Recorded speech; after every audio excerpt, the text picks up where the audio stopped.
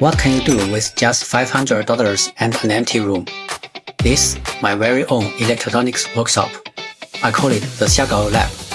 As an electronics engineer, I spend way too much time looking at new technology, cool gadgets, DIY projects, and open source hardware. I like recreating interesting open source projects, and they often inspire me to build gadgets of my own. But after years of making things, I ran into a problem. Tools everywhere, parts everywhere, searching for something I knew I owned, but couldn't find. So I decided it was time for a complete upgrade. I wanted a workspace that was organized, efficient, and actually enjoyable to work in. Step 1. Plan first. The room would have 4 main zones: open area, debugging and testing area, main workstation, assembly and fabrication area, and an entire wall dedicated to parts storage dock. My original idea was a large C-shaped desk connecting all the work areas together. I had one simple design rule: tools on the wall, parts in boxes. Step 2. Model the room. And trust me, this step is worth the effort, because if your measurements are wrong, you'll find out only after everything arrives, and that's an expensive mistake.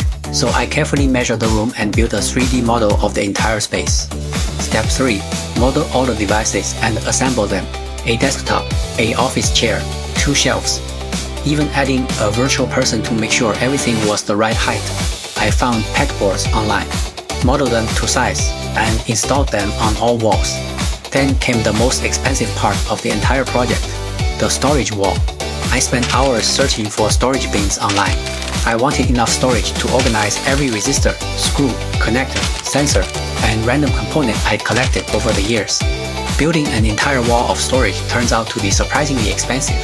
Eventually, I gave up trying to force it into the original budget and chose 3 different bin sizes to handle everything from tiny electronic parts to larger tools and modules.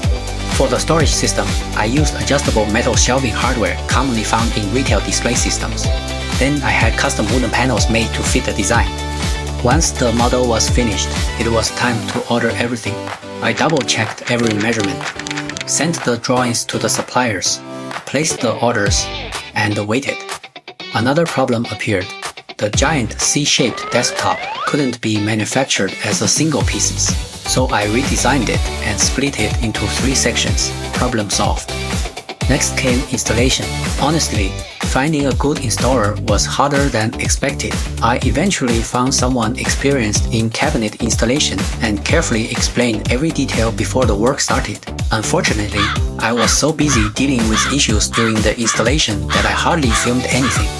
But after all the planning, all the modeling, all the ordering, and all the unexpected surprises, this was the result. And this is only the beginning.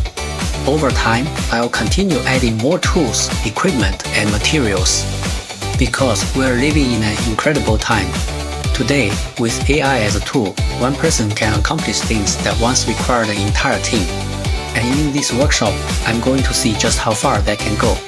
So if you are into electronics, engineering, making things, and experimenting with crazy ideas, welcome to the lab. Let's build something awesome.